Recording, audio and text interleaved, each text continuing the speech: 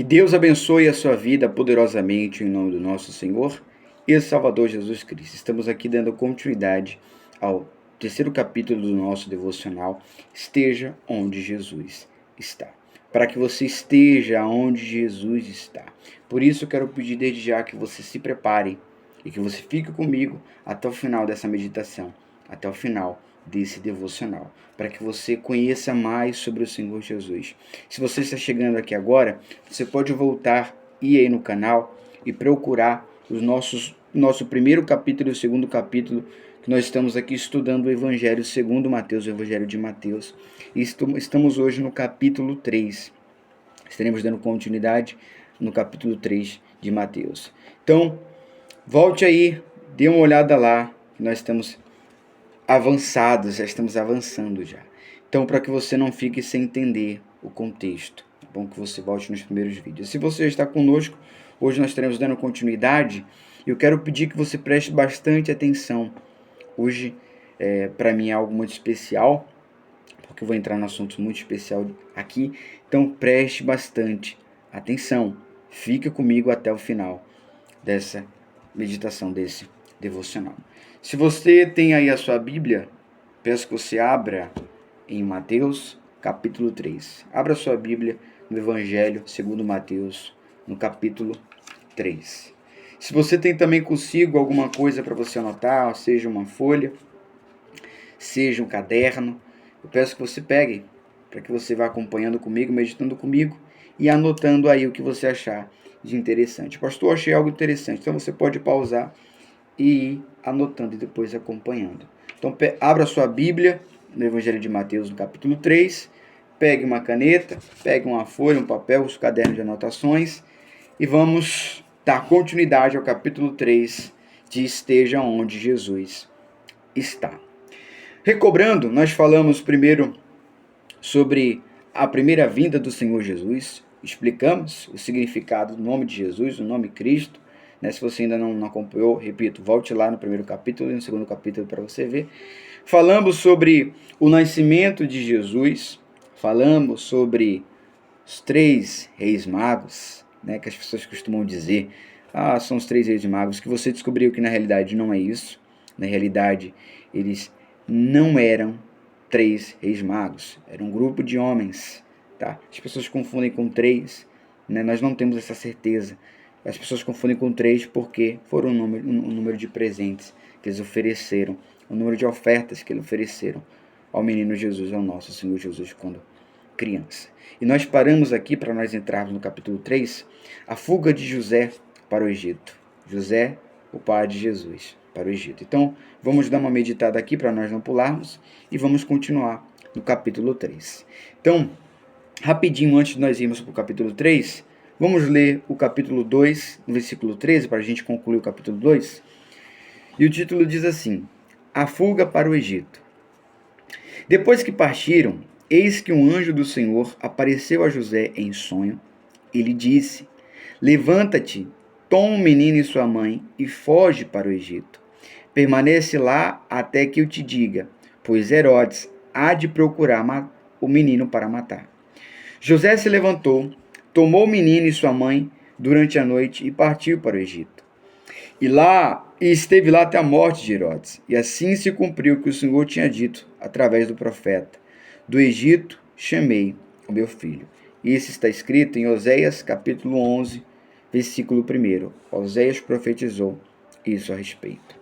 Quando Herodes percebeu que havia sido iludido pelos sábios, irou-se terrivelmente e mandou matar todos os meninos de 2 anos para baixo, em Belém, e em todas as circunvizinhanças, de acordo com as informações que havia obtido dos sábios. Então se cumpriu o que fora dito pelo profeta Jeremias. Ouviu-se uma voz em Ramá, pranto e grande lamentação. É Raquel que chora por seus filhos e recusa ser consolada, pois já não existem. Isso está escrito em Jeremias 31, versículo 15. Após a morte de Herodes, eis que o anjo do Senhor apareceu em sonho a José no Egito e disse: Dispõe-te, toma o menino e sua mãe e vai para a terra de Israel, pois já estão mortos os que procuravam tirar a vida do menino. Então José se levantou, tomou o menino e sua mãe e foi para a terra de Israel. Mas ao ouvir que Arquelau estava reinando na Judéia, em lugar de seu pai Herodes, teve medo de ir para lá. Contudo, tendo sido avisado em sonho por divina revelação, seguiu para as regiões da Galiléia. Ao chegar, foi viver numa cidade chamada Nazaré. Cumpriu-se assim o que foi dito pelos profetas: ele será chamado Nazareno. Então, aqui, essa parte é a parte do cumprimento das profecias. É uma das partes do cumprimento das profecias. Eu não vou adentrar muito nesse assunto hoje, mas você pode ver que aqui foi cumprindo-se as profecias segundo o Senhor Jesus, que foram feitas para o Senhor Jesus. Vamos entrar agora no capítulo 3. João Batista prepara o caminho. É o título: João Batista prepara o caminho. Versículo 1. Naqueles dias surgiu João Batista pregando no deserto da Judéia e dizendo: arrependei-vos, porque o reino dos céus está próximo. Vamos lá. Eu penso que muitas são as pessoas que ela tem dúvida. Talvez você tenha dúvida por que João Batista, quando o pai de João ele recebe a ordem do anjo, foi só João. Batista foi um apelido que ele recebeu depois. E a lógica, é só você seguir a lógica. Por que João o Batista? Porque é João o que batiza. Então, quando fala assim, João Batista, tenha consciência de que é o João o que batiza. Ele recebeu o título de o Batista porque é o que batizava. Ele veio batizando. Versículo 3. Este é aquele que foi anunciado pelo profeta Isaías, voz do que clama no deserto. Preparai o caminho do Senhor, endireitai as suas veredas. Isaías 40, do versículo 3 ao 5. João tinha suas roupas feitas de pelo de camelo e usava um cinto de couro na cintura. Alimentava-se com gafanhotos e mel silvestres. A ele vinha gente de Jerusalém, de toda a Judéia e de toda a província adjacente ao Jordão. Confessando os seus pecados, eram batizados por João no rio Jordão. E vendo ele muitos dos fariseus e dos saduceus que vinham ao seu batismo, dizia-lhes: raça de víboras, quem vos ensinou a fugir da ira futura? Produzi sim frutos que mostram vosso arrependimento. Vamos lá, para que você entenda o contexto. João Batista, como eu já falei, ele veio preparando o caminho para o Senhor Jesus. Ele veio pregando o arrependimento e o batismo nas águas. Ele teve uma importância muito grande no ministério do Senhor Jesus, porque além de preparar o caminho para o Senhor Jesus dar continuidade ao ministério, ou iniciar o ministério dele, ele o batizou nas águas. Então, João Batista ele tem uma importância muito grande no ministério do Senhor Jesus, ao ponto de Jesus, quando questionado pelo próprio João, se deveria esperar por outro ou se era ele o Messias. Então, Jesus vai lá e Jesus vai lá e mostra o seu poder aos discípulos de João. Ele cura, ele liberta, realiza milagres, faz coisas extraordinárias, mortos ressuscita. Ele diz, vai lá, fala tudo isso para João Batista, que os seus olhos viram tudo isso. E além do mais, Jesus testemunha a respeito de João Batista, dizendo que ele é muito mais do que um profeta e de que não há homem nascido de mulher maior do que João o Batista. Então veja a importância que ele teve no ministério do Senhor Jesus. Infelizmente, hoje as pessoas deixam passar despercebido a importância de João na vida do Senhor Jesus, no ministério do Senhor Jesus. E detalhe, não para por aí, porque aqui nós vemos dois detalhes muito importantes. Primeiro, eu já falei, que João vinha preparando o caminho para o Senhor Jesus, na primeira vinda de Cristo. E segundo, nós vemos o reflexo da igreja moderna, infelizmente.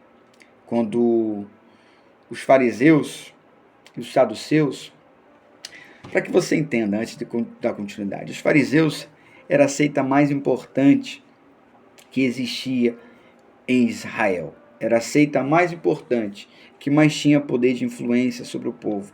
E eles tinham conhecimento muito grande sobre a Torá, sobre a lei de Moisés. Eles conheciam a letra, mas não sabiam o espírito por trás da letra. Eles tinham conhecimento da Torá, das leis de Moisés, mas deixavam a desejar no espírito que havia por trás da Torá, que havia por trás da palavra de Deus, que havia por trás da letra. E nós vemos os saduceus, que vinham de uma elite econômica, tinham um poder econômico muito grande, né? E eles se juntaram aos fariseus para matarem o Senhor Jesus. Então aí nós vemos os dois. Primeiro os fariseus, que tinham um poder muito grande entre o povo. Depois os saduceus, que tinham um poder econômico. Eles eram de elite do povo, então eles tinham mais condições. Consequentemente, estavam preocupados mais com as suas vaidades, com as suas vidas, com as suas conquistas, etc, etc, etc. Eles eram vaidosos, preocupados consigo mesmo. Então nós vemos esses dois. E aí que entra as questões. A função da igreja era fazer a função que João Batista fez: preparar novamente o caminho para Jesus vir a segunda vez, anunciando o arrependimento, o reino dos céus e a segunda vinda. João, mais para frente nós teremos a continuidade, o que ele fala a respeito do Senhor Jesus, que ele não é digno de lavar as sandálias do Senhor Jesus. Ele vem anunciando a Cristo. E essa era a função da igreja. É para ser a função da igreja de Cristo. Quando eu falo igreja, agora estou me referindo a nós e também à instituição. A instituição física, e nós também temos essa função de anunciar a palavra de Deus, de anunciar a salvação, o arrependimento e a volta de Cristo. Essa é a função da igreja, fazer cumprir o papel que João Batista cumpriu. Quando Jesus ele deixa a igreja, quando ele prepara os seus discípulos, quando ele fala para Pedro, sobre você, sobre esta rocha, eu vou edificar a minha igreja, ele está falando o seguinte: olha, eu vou deixar vocês para preparar o caminho como João Batista preparou para a minha segunda vinda. Que é justamente isso que os anjos falam para os discípulos. Quando Jesus sobe aos céus, eles estão olhando aos céus, os anjos falam para eles: você está olhando para o céu por quê? Esse mesmo Jesus que vocês viram subir, ele vai voltar. Então essa é a função da igreja. Só que se perdeu. A igreja moderna, ela está perdida. Ela está exatamente como os fariseus e os saduceus. Primeiro, tem muito conhecimento da letra, pouco conhecimento do espírito. Aí vem os saduceus. Tem uma elite muito alta, tem condições muito altas, mas não crê na espiritualidade, não se preocupa em conhecer mais de Deus. Então nós vemos hoje pessoas vaidosas. Me refiro também, aí quando eu falo igreja, não somente as instituições, mas também a nós. Então, pessoas vaidosas, preocupadas em aparecer, preocupadas em criar fama. E isso não estou falando somente nos meios famosos. Me refiro também àqueles que pegam o microfone para querer aparecer, que disputa quem prega mais bonito, que disputa quem revela mais bonito, que quem é mais usado por Deus. Vaidade de vaidade, tudo vaidade. Então nós vemos hoje fariseus e saduceus, preocupados em conquistar tudo nesse mundo e não conquistam a sua salvação. Esse é o reflexo da igreja moderna. Ao invés de parecerem com João Batista, se parecem com os fariseus e os saduceus.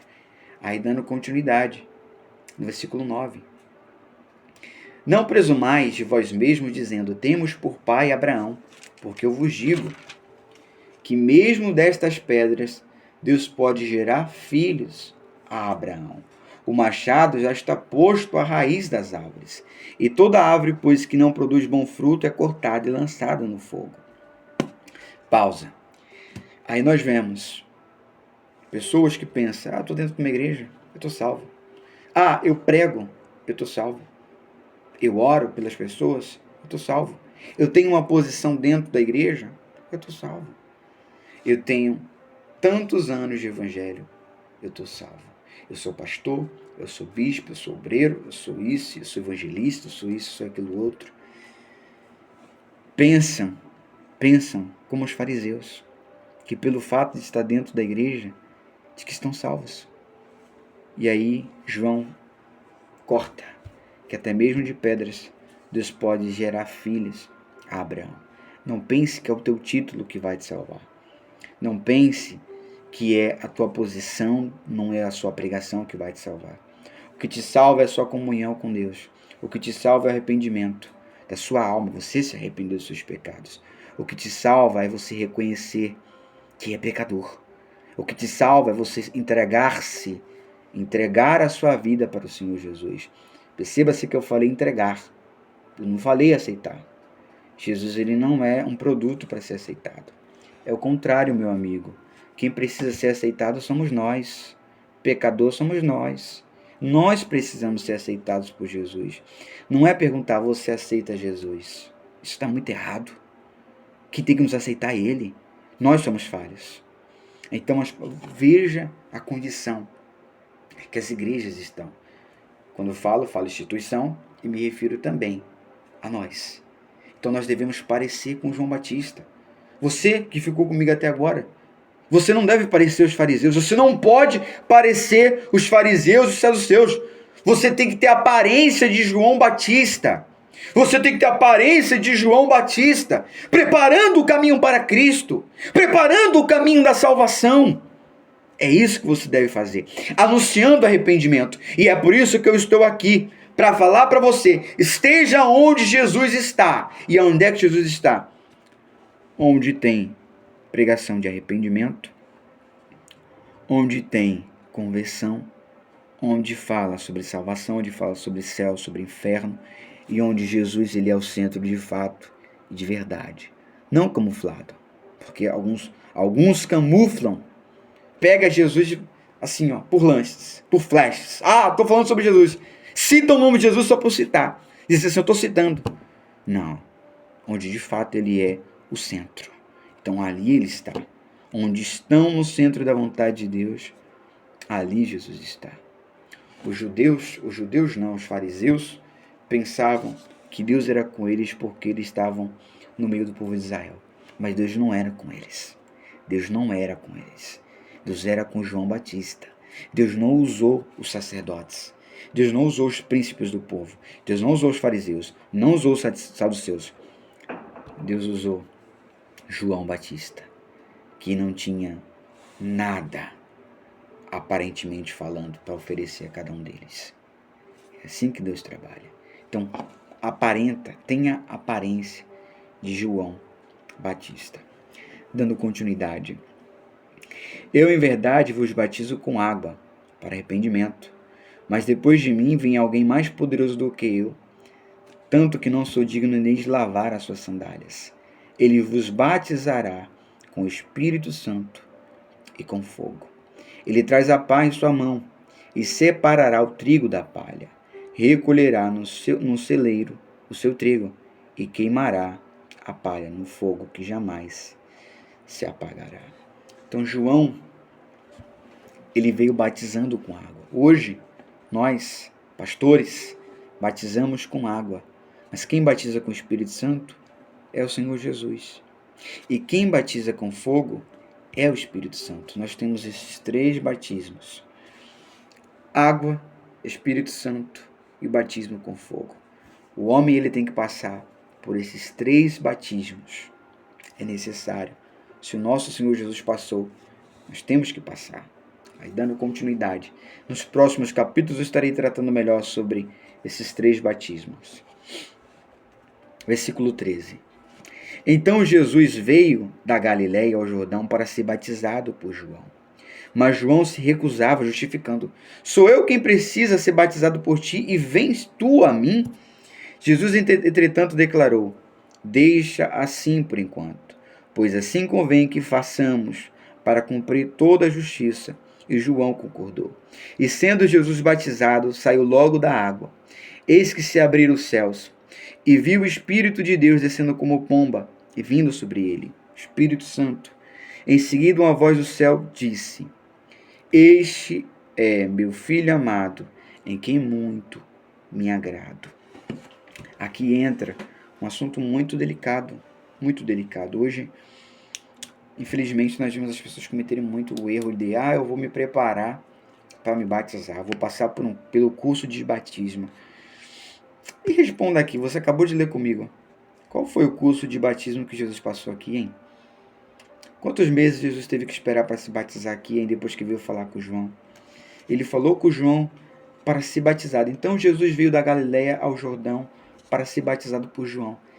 E esperou 3 meses, esperou 5 meses, esperou 1 ano. Foi assim? Não. Ele foi batizado por João Batista. Então, pastor, eu não sou batizado nas águas. Eu tenho consciência de que se eu não me batizar, se eu não matar minha velha criatura, eu não poderei ser salvo. Porque Jesus disse: quem crê e for batizado será salvo. Então, uma das condições para você ser salvo é ser batizado nas águas. O que eu devo fazer? Eu devo passar por um curso? Eu devo passar por uma aula? Não. Você tem que ter consciência de que o batismo ele é para remissão de pecados. Para você matar a sua velha criatura, para você deixar para trás o seu pecado e renascer para uma nova vida. Você tem que descer as águas sendo filho de Adão e subir as águas sendo filho de Deus. Então, o batismo nas águas ele é para remissão de pecados. Primeiro tem que haver arrependimento. Você tem que se arrepender dos seus pecados. E depois, o batismo nas águas. Você que diz, pastor, eu estava dentro de uma igreja, mas eu estou afastado hoje. Lá atrás eu me batizei. Foi um batismo verdadeiro? Não foi um batismo verdadeiro. Porque se fosse, você não teria voltado para a velha vida. Se fosse, você não teria voltado para o mundo. Quando há o verdadeiro batismo, há o sepultamento da nossa velha criatura. Então é necessário sim que você faça como Jesus fez. Cumpra tudo. Jesus foi batizado para cumprir toda a justiça. Para nos dar o exemplo de que nós precisamos sim sermos batizados em nome do Pai, do Filho e do Espírito Santo para a remissão dos pecados. Perceba-se que eu falei em nome do Pai, do Filho e do Espírito Santo. Não é em outro nome. É em nome do Pai, do Filho e do Espírito Santo, como o nosso Senhor Jesus nos ensina. Então tome muito cuidado. Tome muito cuidado. E eu quero que você se pergunte: com quem você se parece? Com João Batista ou com os fariseus e os saduceus? Reflita, pense se você está onde Jesus está. Se não estava, mude, esteja, tá bom? Para que o poder de Deus ele possa chegar e mudar essa situação, mudar a sua vida. Quando eu falo mudar essa situação, é dentro de você. Dentro de você. Esses dias eu estava vendo as pessoas falarem que Jesus não traz a salvação. Que Jesus não traz alegria, melhor dizendo. Espera lá. Então não é esse Jesus aqui. Se Jesus não traz alegria, então não é o Jesus da Bíblia. Não é o Jesus que eu conheço. Você conheceu um Jesus falso. Um Jesus inventado pela religião. Porque o Jesus que eu conheço, ele transforma. O Jesus que eu conheço, ele muda. Quando ele entra na vida de alguém, é para transformar. Como entrou na minha para transformar. Transformou a minha história, transformou o meu interior. Tirou a angústia, colocou a paz. Jesus trouxe para mim o Espírito que ele prometeu. Essa palavra de que ele viria batizando com o Espírito Santo, se cumpriu. Então Jesus, ele sim, traz a felicidade. O Jesus verdadeiro, não é o Jesus inventado pela religião, não é o Jesus mentiroso. Quando você conhece Jesus de fato, você tem o seu interior transformado. Você tem a sua vida transformada. Você tem alegria, você tem paz. Por mais que você esteja enfrentando lutas, é impossível você não passar luta. Você está vivo, você vai enfrentar lutas, mas você tem paz. Então, procure conhecer mais do Senhor Jesus. E se você ficou comigo até agora é porque você quer conhecer mais de Jesus. Pastor, eu já conheço Jesus. Amém. Então, que a cada dia você permaneça aos pés de Jesus. Pastor, não conheço. Então, procure conhecê-lo a cada dia mais. O primeiro passo você já está dando. Quer nos acompanhar aqui no nosso devocional? Esteja onde Jesus está. Então, continue conosco nesse estudo que eu tenho certeza que você não vai se arrepender. Muito bem, você chegou até aqui e pode ter certeza que Deus ele vai te dar mais dele a cada dia. Antes de nós finalizarmos, eu quero fazer uma oração. Vamos falar com Deus? Feche os seus olhos. Meu Pai, em o nome de Jesus, que nós possamos resplandecer o Senhor. Que não venhamos parecer com o mundo. Que não venhamos ser enganados pelas coisas do mundo. Mas que venhamos ser como João Batista. Que venhamos preparar o caminho para a segunda vinda de Cristo. Nos capacite, Senhor, nessa luta. Nos capacite, seja conosco, não nos desampare. Nos dê mais de Ti a cada dia, que a cada dia venhamos conhecer mais do Senhor, mais da Tua presença, que a cada dia venhamos aprender mais sobre o Senhor. Não nos desampare, não nos deixe, mas seja conosco. Espírito Santo, que a cada dia o Senhor se revele mais e mais a cada um de nós. Nós entregamos a nossa vida nas Tuas mãos e a nossa alma. Em nome de Jesus, diga amém. Amém? Se você chegou até aqui, eu quero pedir que você se inscreva no canal. Inscreva no canal para não perder nenhum dos nossos devocionais. Nós estaremos aqui dando continuidade ao capítulo 4. Então aguardo você no próximo capítulo. Então se inscreva no canal para não perder esse próximo capítulo. Tá certo? Que Deus abençoe a sua vida. Fique com Deus. Um forte abraço. Que Deus te abençoe.